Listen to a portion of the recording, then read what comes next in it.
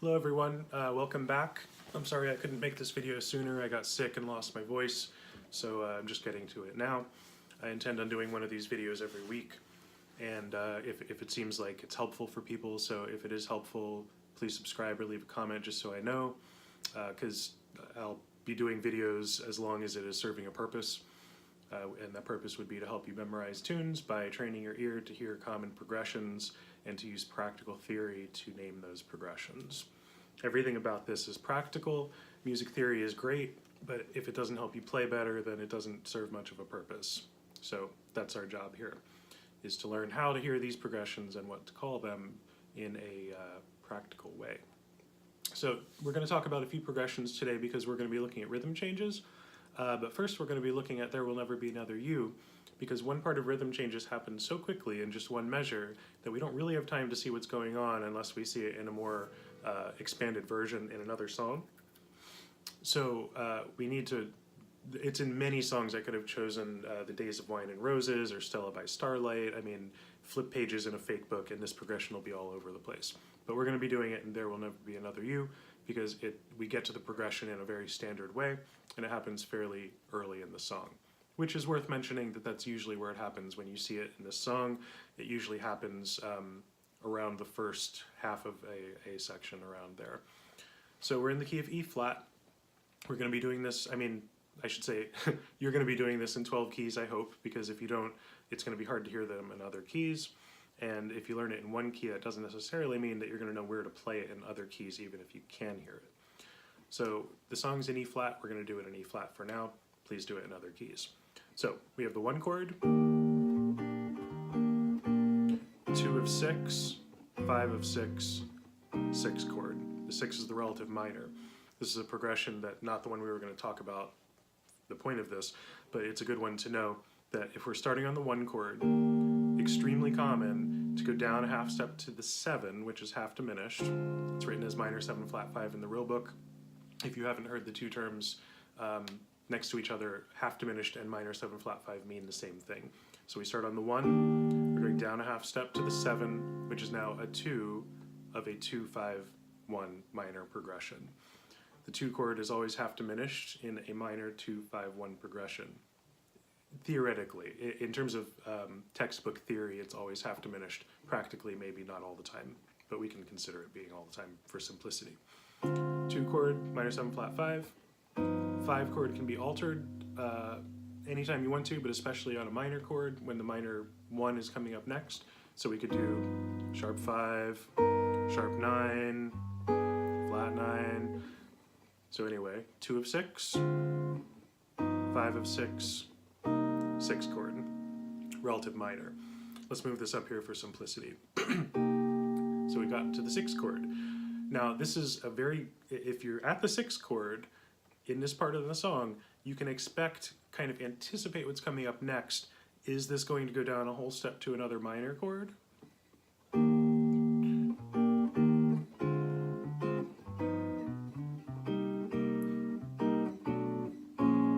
Yes, in this song it does go down a whole step to the minor chord. So we've gone down from the 6 chord to down a whole step to another minor chord. This is the 2 of the 4 chord. If you hear that happen in a song, you're almost 100% chance that you're now going to the 4 chord. And at that 4 chord, will take you back to the 1 chord or the 3 chord. But we already talked about that in the last video, that 1 and 3 are interchangeable.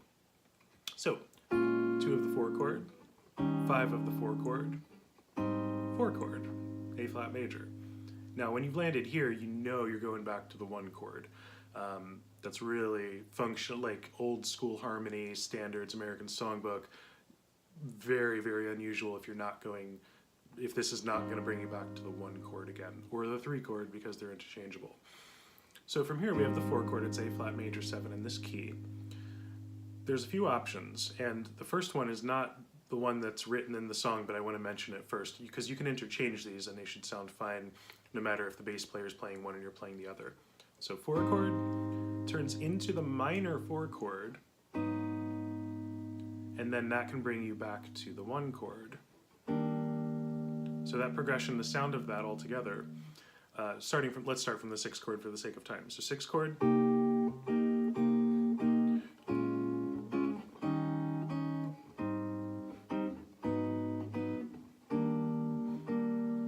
then we can guess what's coming up next too, but let's wait for that for a second. So now that's if the minor 4 chord, if you get to the 4 chord like that, you can expect a minor 4 chord to come up. Or you can expect a flat 7 chord to come up. And I want to explain why that happens. So let's go back to the 6 chord, C minor 7. 2 of 4, 5 of 4, 4 chord, flat 7 chord. So the way this works is these two chords are in the same key center basically, even though they don't seem like it. And I want to combine what I just said there with what I said a minute ago or something. So back to the relative minor. 2 of 4, 5 of 4, 4 chord, minor 4 chord, flat 7 chord. Now the names of this, I should mention, are not that important. This is about you hearing it, and you could call it a ham sandwich and it wouldn't matter as long as you know what it sounds like. So take the names with a grain of salt, but I'm using the theory terms because we may as well learn the theory at the same time. So the 4 chord went to a minor 4 chord, which is then, if we know our progressions, what if that's a 2 chord? Well, we know where the 5 chord is going to be no matter where we play that on the neck, because of course we've played our 2, 5, 1s in all 12 keys on the neck. 4 chord, minor 4 chord, followed by its 5 chord, which happens to be the flat 7. And then from there, that will bring us back to the 1 chord. So let's put that into the progression now and play it in time just to hear it. 6 chord, 2 of 4, 5 of 4, 4 chord, minor 4, flat 7, 1 chord. And then we'll be following with the 6 chord after that. Now the 4 chord can just go to the minor 4 chord and then bring you back to the 1 chord. It can go minor 4 chord to the flat 7 chord and bring you back to the 1 chord. Let me play these as we're doing it. So 4 chord, minor 4 chord, 1 chord. Other option. 4 chord, flat 7 chord, 1 chord. Combining those two. Minor 4, flat 7, 1 chord. Now the next one is the 6 chord, and this is a very quick turnaround to the 2. And if this is happening, you can guess that the 2 chord is probably going to be dominant as well, and in this song it is. So let's, and just to plan ahead, we know what the 2 chord is because we know our 2 5s in all 12 keys. It's F minor 7, but it's dominant in this case.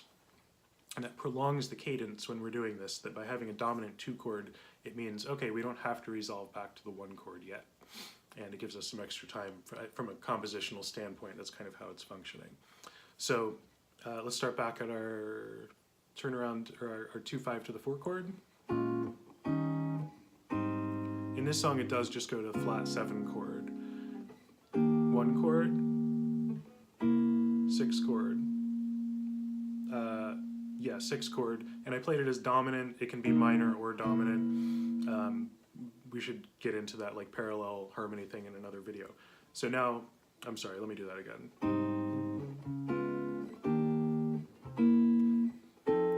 Dominant 2 chord for 2 measures, and then finally the normal 2 5 1.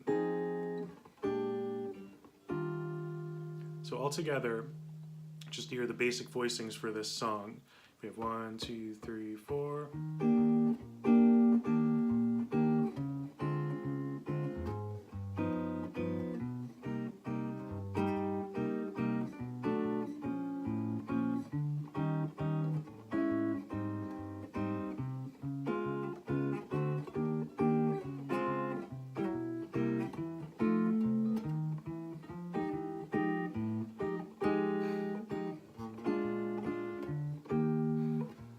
Second A section, very similar to the first. It will be worth going over the second A section of that song, and we will be doing that in the next video when we talk about turnarounds to the 2 chord, which are very important as well. But this is already going to be long enough as it is.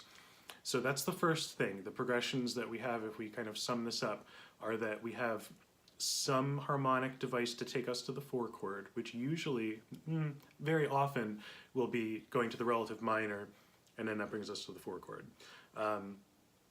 But we end up at the 4 chord.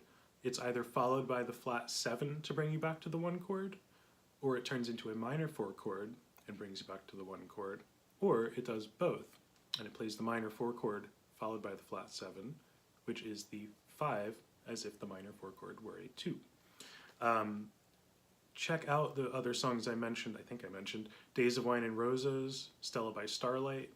We're going to see it in rhythm changes in a second. See if you can start seeing these progressions. You will see them very often. So if you want to just, I know we're doing this by ear, but flip through a real book, look at chord changes. If you're on like, you know, on a bus or something like that, and need to do something, and try to identify the 4 chords in songs, and you will see this all over the place. All right, let's get to rhythm changes. The reason we had to talk about that song first is because the 4 chord device is in rhythm changes as well, but it happens in one measure, it happens very quickly. So we're doing rhythm changes in B flat, again learn this in all 12 keys.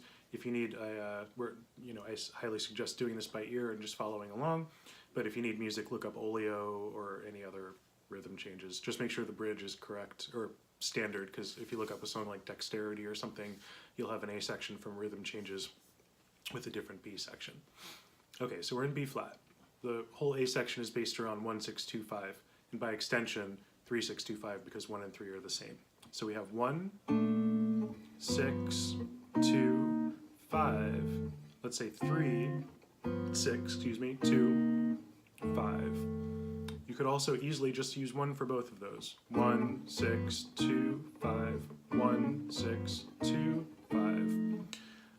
But usually you'll hear the 3 in the second measure. So here's the next measure. It's exactly what we were just talking about, but in B flat. So we've ended up on the 5 chord. That 5 chord is going to turn into a minor chord, which is now a 2 chord, functioning as a 2 chord. So here's our 5 chord. It's going to turn into a minor chord, F minor 7, followed by B flat 7, which is a 5, and the 1 chord, E flat, is the 4 chord of the original key. So take a second, think about what's going to happen here to bring us back to a 1 chord or a 3 chord, because they're both functionally the same.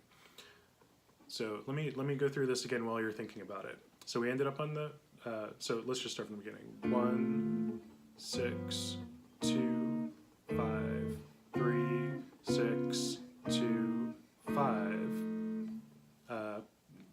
Sorry, let me do common voicings. 2 of 4, 5 of 4, 4 chord. Now if you said it's going to go to the minor 4 chord, or any of the other things we just talked about, you're correct. Minor 4 chord takes us to the 3 chord, same as the 1 chord. 3, 6, 2, 5, 1.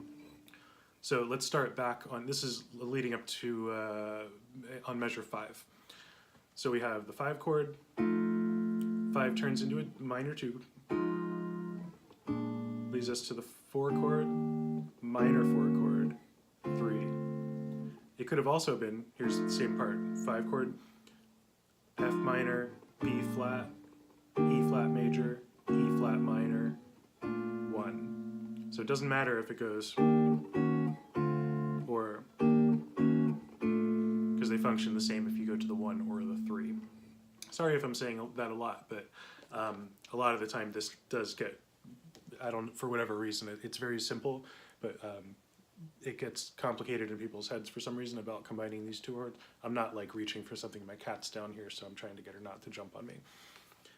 All right, so that's why we spend all the time on the previous song, so that we can see how the 4 chord works here. Now by extension, let's go from the same part of the song, where the 5 chord was. So F minor, my cat might be in the camera. So F minor, 2 of 4, stop. So 2 of 4, 5 of 4, 4 chord, A flat 7. Think about that for a second. Why is that there? 4 chord, flat 7 chord. Just what you saw in the last song, right? And then that can take us back to the 1 chord or the 3 chord. 1, 6, 2, 5, or the same progression. 3, 6, 2, 5. All right, I think I've repeated that enough. I mean, I'm happy to do it more if you need any clarification, but it's already getting kind of long here. Next thing to talk about in rhythm changes is the bridge. It's very quick to explain. It's just the cycle of fourths, and it's what we call secondary dominants in classical theory or traditional theory. A secondary dominant is a dominant chord that takes you, instead of to the one chord, to another dominant chord. So we've ended up at the end of the second A section here with the rhythm changes, 2, 5, 1. Now we're going to go to the 3 chord. Sorry, getting a little distracted here. The 3 chord in this case is dominant, and it's D7. Now all we're going to do is do the cycle of fourths, or in other words, each dominant chord is going to resolve. Sorry, you can't see my hand now. Each dominant chord is going to resolve to its one chord. So D7 resolves to G, but G is a dominant chord, because they're all dominant chords here. G is another 5 chord. Oh, geez, I'm holding up my guitar now. Let me do that again. So D is dominant, its one chord is G, but that's dominant 2. If that was a 5 chord, then C would be 1, but that's dominant as well. And now that's going to lead us to its one chord, which is F, but that's dominant as well. And then back to all of that again. Well, I guess this is a good time to stop, because I can't hold up my guitar and play at the same time that well. If you have any questions, let me know. If this is helpful, please let me know too, just so I know to make more of these. I think next time we'll be talking about blues and the various progressions that we've learned applied to the blues, and also the end of There Will Never Be Another You, because we need to talk about the turnaround to 2 as well, which seems very basic, because like 3 and 6 there's a turnaround to 2, but you can basically get the entire end of these standards by knowing your turnarounds to 2, because there's only so many of them, and they're easy to hear once you get them. So, have a good evening or day or whenever you're watching, and I'll see you next time.